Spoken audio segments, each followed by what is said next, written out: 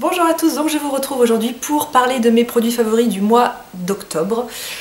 J'ai pas énormément de choses à vous présenter parce que pourtant c'est pas faute d'avoir reçu beaucoup de produits, mais j'ai pas forcément encore eu le temps de les tester.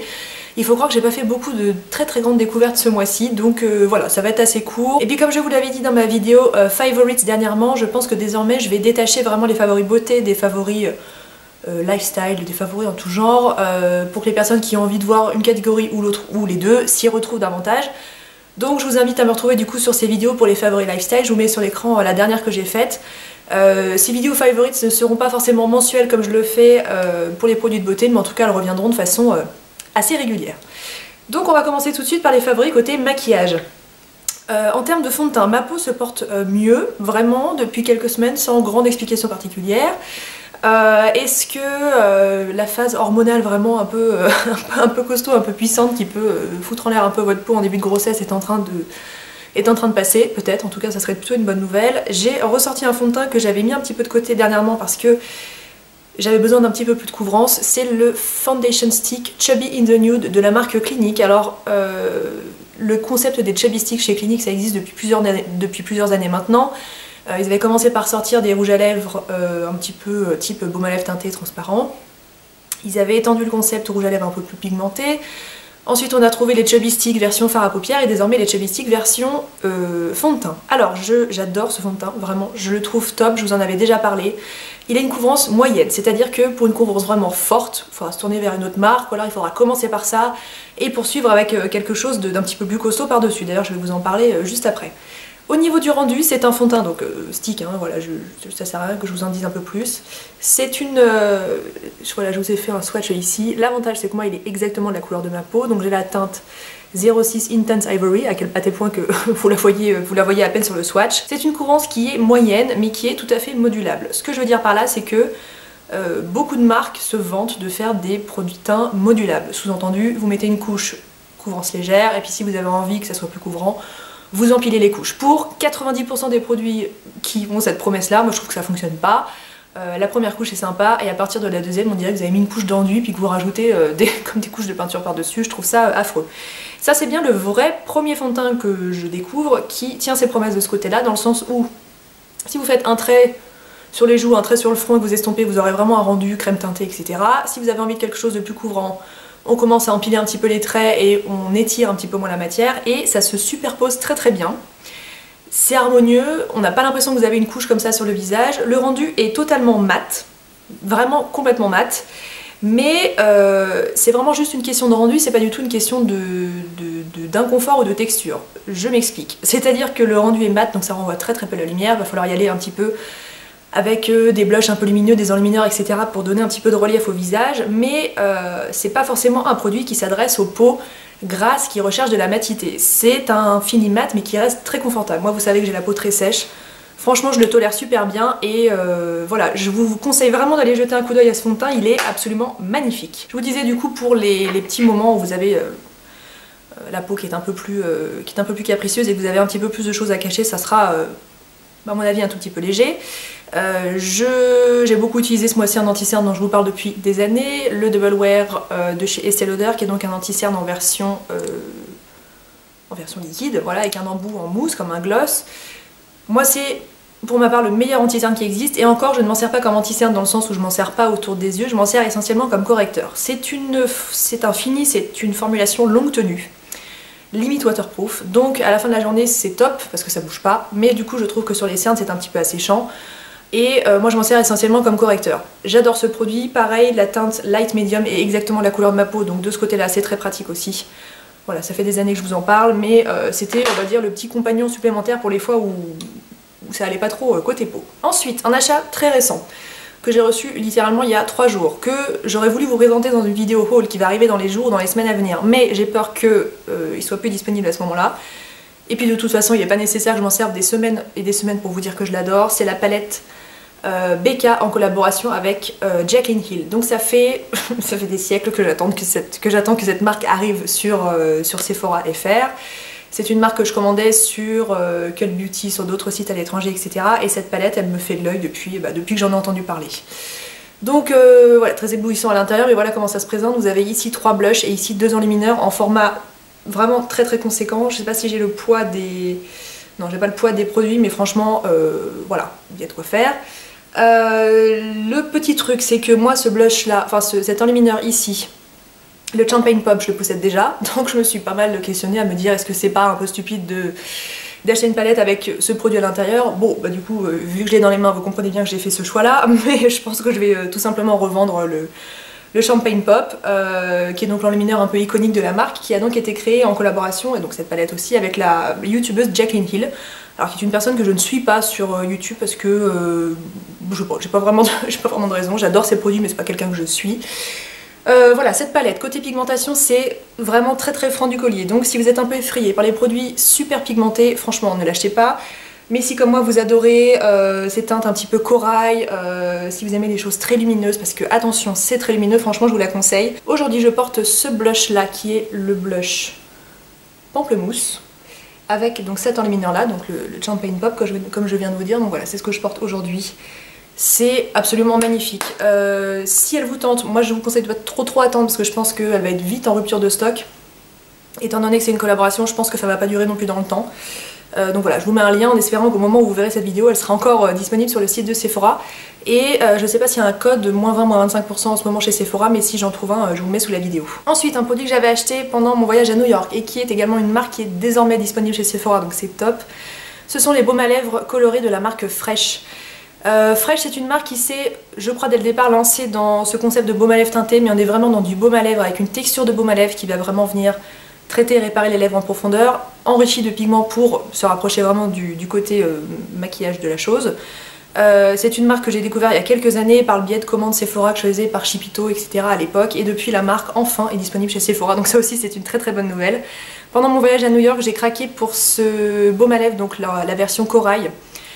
Côté pigmentation, c'est très intéressant. Bon, voilà comment ça se présente, un petit tube en métal. Je vous fais littéralement un passage sur ma main. Voilà, hein, c'est très très pigmenté, comme vous pouvez le voir, donc c'est pas du tout décevant de ce côté-là. Je possède également un kit de la marque avec des miniatures donc des autres teintes, donc rosé, pétales, etc. Si vous regardez mes anciennes vidéos, c'est majoritairement ce que j'ai porté ces derniers temps. Voilà, là je vous ai amené que celui-ci parce que c'est vraiment une teinte que j'adore, mais sachez que c'est une marque pour laquelle j'ai un grand coup de cœur. Et donc si vous avez envie de vous lancer dans le rouge à lèvres mais que vous avez peur d'être déçu par le côté un peu asséchant, etc., je vous conseille cette marque les yeux fermés. Ensuite, un accessoire que j'ai ressorti de mes tiroirs que je n'avais pas utilisé depuis très longtemps, c'est le Beauty Blender. C'est super populaire, je crois que c'est un produit qu'on ne présente plus, hein, donc voilà, c'est une éponge à maquillage qui révolutionne vraiment l'application des produits teints, donc que ça soit fond de teint, correcteur, on peut même appliquer sa poudre avec. Pourquoi je l'avais laissé de côté? Parce que dernièrement j'étais bien contente de ce que j'avais, donc soit appliquer mes produits au doigt, soit avec des pinceaux, et puis en fait, par exemple quand j'applique, comme je vous montrais, l'anti-cerne par-dessus un fond de teint, j'ai pas forcément envie d'utiliser un pinceau. Alors déjà j'ai pas envie d'utiliser mes doigts parce que ça m'énerve, je trouve que c'est long, et puis après j'en ai plein les mains, faut que je me lave les mains, etc. Hashtag flemme. J'ai pas forcément envie d'utiliser un pinceau parce que si j'ai un fond de teint en dessous, je trouve que ça déplace un petit peu la matière et ça me plaît pas. Le Beauty Blender pour ça c'est top parce que vous venez juste tapoter là où vous avez envie de le fondre et c'est génial. Si vous avez vraiment une peau à problème, que vous avez beaucoup de choses à cacher, c'est pas un produit que je vous recommande parce que cette texture un peu mousse et le fait qu'il faille l'humidifier avant de l'utiliser rend la pigmentation des produits un peu moins importante. Donc voilà, si vous avez vraiment beaucoup de choses à cacher, je vous le conseille pas. Si comme moi ça se passe bien ou mieux de ce côté-là, je vous le conseille. Ça existe dans plein de versions différentes, le classique rose, après ils en ont fait dans d'autres couleurs. Cette version noire, c'est la version professionnelle. Est-ce que ça vaut le coup d'investir dans la version professionnelle? Alors ma réponse est oui, si c'est quelque chose que vous utilisez tous les jours ou presque. Si vous achetez un Beauty Blender pour voir ce que ça donne et que vous voulez l'utiliser une fois tous les 36 du mois, franchement, restez sur la version classique. Mais celui-ci est beaucoup plus résistant. Moi, la version rose, j'en ai déjà eu deux par le passé, ils ont fini par se trouer, par se déchirer au bout d'un moment. Ce qui n'est pas le cas avec cette version noire. Donc voilà, là il est énorme parce que je viens de le laver, hein, normalement c'est un petit peu plus petit. Et donc vous avez également l'embout un peu pointu pour aller dans les recoins du visage, c'est très pratique. Ce qui m'amène du coup au favori suivant, le Beauty Blender. Moi je le lave tous les jours, à moins que vraiment j'ai réussi à m'en servir sur une partie très localisée, auquel cas je me servirai pas de cette zone le lendemain, j'utiliserai l'autre côté, donc auquel cas ça me fait 2 jours. Mais le côté éponge, mouillé, etc., moi limite j'ai l'impression qu'avec mes yeux je vois les bactéries se développer dedans, donc pour moi c'est un lavage tous les jours. Alors ça va très vite, hein. Vous pouvez le laver avec du shampoing, du savon de Marseille ou quoi que ce soit. Moi il y a quand même un produit que j'adore pour laver, que ça soit les beauty blenders ou les pinceaux, c'est le savon, donc le Magic Soap de la marque Dr. Bronner. Je vous ai déjà parlé de ce produit, ça fait quelques temps que ça existe, ça commence un petit peu à faire son trou en France, en Europe en général. C'est un produit certifié commerce équitable avec une très très belle composition. Je ne sais pas si c'est bio, si c'est bio, c'est marqué dessus. Ça existe dans plein de parfums différents, notamment des versions qui ont des parfums très, comment dire, forts, avec des huiles essentielles, etc. Donc moi je peux plus trop me servir de ces versions là. De toute façon très récemment j'ai été tombée sur la version sans parfum. Voilà, donc j'avais craqué dessus. Je crois que je l'ai acheté dans le magasin Globus à Genève. Donc en effet ça ne sent rien, on peut s'en servir pour tout, pour se laver les cheveux, se laver les mains, se laver le corps. Moi c'est essentiellement un produit que j'utilise pour l'entretien de mes pinceaux et ça me va bien comme ça. C'est un très très fort pouvoir nettoyant, c'est simple à utiliser, ça se rince bien et donc ce flacon je l'ai payé 12 francs, donc environ 10,50 €. Est-ce que ça coûte peut-être moins cher en France parce qu'en Suisse parfois les prix sont un petit peu gonflés. Je peux pas vraiment vous dire mais j'essaierai de vous trouver un lien pour vous mettre ça sous la vidéo. Ensuite très récemment je vous ai présenté ma routine de soins du moment. Je crois qu'il faut que je me rende à l'évidence, je ne supporte plus le nettoyant visage Nuxe que je vous ai présenté dans cette vidéo et puis par miracle j'ai reçu plein de produits de la marque Lady Green Paris. Qui est une marque dont j'entends parler depuis très longtemps. Ils m'ont envoyé pas mal de choses. Alors il y a certains produits qui contiennent, alors je me souviens plus, j'ai regardé les étiquettes, je crois qu'il y en a avec des huiles essentielles ou bref des choses que je peux pas utiliser tout de suite. En tout cas lui je peux m'en servir, c'est la mousse nettoyante, donc qui purifie, tonifie et désincruste avec de l'aloe vera, du moringa et du citron. Voilà, le rituel pureté, c'est livré dans une boîte que j'ai malheureusement oublié de vous apporter. Une boîte en carton en forme cylindrique avec un imprimé un peu Liberty dessus. Enfin voilà, côté présentation, je trouve que c'est très très très réussi. Un produit qui est destiné à la base pour les peaux grasses à imperfection. Écoutez, moi j'ai une peau sèche à tendance sensible et ça se passe très très bien. Voilà. Mousse nettoyante, moi c'est un concept de produit nettoyant pour le visage qui m'emballe pas plus que ça. Je suis davantage adepte des gels nettoyants, des crèmes nettoyantes, les mousses. Je trouve que parfois ça a ce côté un peu... ça peut laisser une sensation un peu crissante sur la peau qui me dérange un petit peu. Cette mousse nettoyante là est bien la seule qui me correspond de ce côté, dans le sens où c'est vraiment une mousse, pas comme de l'eau dans laquelle on a fait des bulles, on dirait vraiment de la chantilly. C'est très agréable à utiliser, ça se répartit bien sur le visage. Côté odeur ça m'a pas marqué, donc il faut croire que ça doit pas sentir grand chose. Bon, ça sent un tout petit peu le citron mais de très très loin, un peu les sucettes au citron d'ailleurs. Peut-être que du coup quand c'est en mousse on le sent moins bien parce que franchement ça m'avait pas marqué. Voilà, j'aime beaucoup ce produit, la composition est bonne, voilà, je suis très très contente d'avoir eu l'occasion de tester ça et franchement je vous le recommande. Ensuite on va passer aux soins du corps. J'ai beaucoup aimé ce mois-ci l'huile sèche sublimatrice 5 Sens de la marque René Furterer que j'ai reçue il y a quelques semaines. Alors, comme vous voyez j'en ai pas utilisé beaucoup, hein, j'en suis ici donc certaines sont en train de se dire peut-être mais comment est-ce qu'elle peut nous dire que c'est un favori alors qu'elle l'a utilisé un tout petit peu. Alors la raison pour laquelle j'en ai utilisé si peu, c'est qu'en ce moment donc j'utilise des soins pour les vergetures que j'applique du coup du haut du décolleté jusqu'au dessus des genoux. Donc déjà toute cette zone là elle est couverte par ces produits là, donc ce produit par extension je l'utilise, j'allais dire sur les jambes et encore souvent je continue, j'étale un peu ce qui me reste sur les mains, sur mes tibias, mes mollets, etc. Donc voilà, cette huile je l'utilise un peu sur le décolleté, un peu sur les bras, donc c'est sûr que ça descend pas très vite. En l'espace de 2 sprays, on va dire que l'intégralité de mon corps a été recouverte du coup, avec les autres produits. Pourquoi je vais vous en parler? Parce que c'est une vraie huile sèche. Des huiles sèches, il en existe plein, mais des vraies huiles sèches avec cette vraie texture sèche, c'est-à-dire vous l'appliquez, vous la massez sur la peau et vous avez un fini sec, et ben franchement ça court pas les rues. À part l'huile prodigieuse de chez Nuxe, je crois que j'ai jamais vraiment utilisé un produit qui tiennent ses promesses de ce côté là, donc c'est pour ça que je voulais vous en parler. Côté odeur c'est très agréable, ça fait un peu penser à une odeur un peu ambrée, un peu ensoleillée, un peu chaude, donc c'est très très agréable. Ça tient pas très bien sur la peau, donc vous pouvez vous parfumer sans trop de problèmes par la suite, et donc il y a vraiment ce toucher sec qui est super agréable, parce que moi j'ai un peu de mal avec ces crèmes. Alors en ce moment avec les huiles vergetures j'ai pas vraiment le choix, mais j'ai un peu de mal avec ces huiles, ces crèmes pour le corps qui peuvent être un peu grasses et qui restent grasses sur la peau. Voilà, pendant ces encore 5 mois je vais faire avec pour les vergetures, mais franchement le reste du temps c'est pas ce que je préfère. Ça peut être utilisé sur les cheveux aussi, moi je ne l'ai pas fait parce que j'ai d'autres produits pour ça, mais voilà, sachez qu'en tout cas ça fonctionne également. Ensuite un déodorant. Sans sel d'aluminium, je crois que c'est la première fois que je vous en présente un, le déodorant microtalc de la marque Cadom. Donc je me suis dit que maintenant que j'étais enceinte, il était peut-être temps de bien faire les choses. J'ai reçu ce déodorant, je me suis dit que j'allais lui donner sa chance. Je suis pas persuadée de rester vers des déodorants sans aluminium toute ma vie parce que malgré tout je trouve que c'est quand même moins efficace qu'un déodorant conventionnel, mais voilà, c'est l'hiver, on transpire pas beaucoup. J'essaye de faire avec. Donc fraîcheur intense, verveine citron. Côté parfum, ça sent... Enfin ça pourrait être un parfum. Ça sent super bon, ça me fait beaucoup penser à l'eau de toilette ou à l'eau de parfum Light Blue de chez Dolce & Gabbana, qui est un parfum que j'ai porté pendant très longtemps. Donc si vous possédez ce parfum, franchement ce déodorant ira très très bien avec parce que l'odeur s'en rapproche beaucoup. Donc c'est un déodorant sans alcool, sans parabènes et sans sel d'aluminium, ce qui est quand même ce qu'il y a de mieux sur le marché. Alors comme je vous disais, côté efficacité, je suis pas complètement emballée. Je vous le présente dans mes favoris parce que en ce qui concerne les déodorants sans sel d'aluminium, c'est clairement celui qui m'a le plus convaincu jusqu'à présent.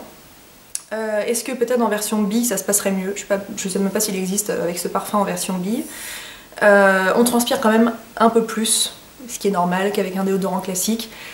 En dehors de ça, côté odeur, c'est vrai qu'il n'y a rien qui me dérange. Il n'y a rien qui dérange. C'est vraiment juste cette sensation un petit peu d'humidité sous les bras avec laquelle j'ai un peu de mal parce que je n'y suis tout simplement pas habituée. Mais voilà, si vous avez cette conviction d'utiliser des déodorants sans sel d'aluminium, franchement, essayez-le peut-être. Il n'est pas du tout agressif aussi, je tiens à le préciser parce que pour certains déodorants de ce genre-là, ça peut avoir cet effet indésirable d'être un peu trop agressif. Mais moi, ça se passe très bien.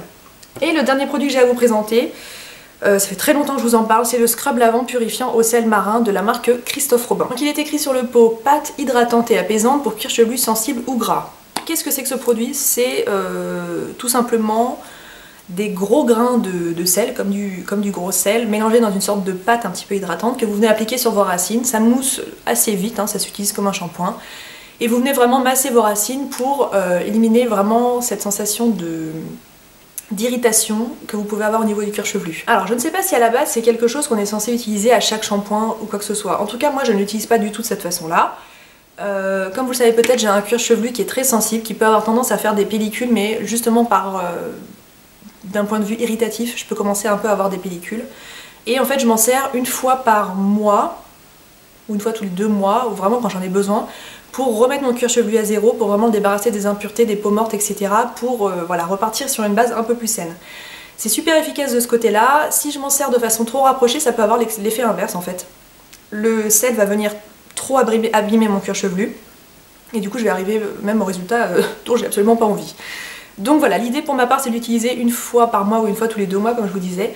Ça s'applique très très bien, ça se rince extrêmement bien aussi, c'est un tout petit peu plus long à rincer qu'un shampoing conventionnel, mais voilà, avec la présence de sel marin, etc., c'est quelque chose qu'on peut tout à fait comprendre.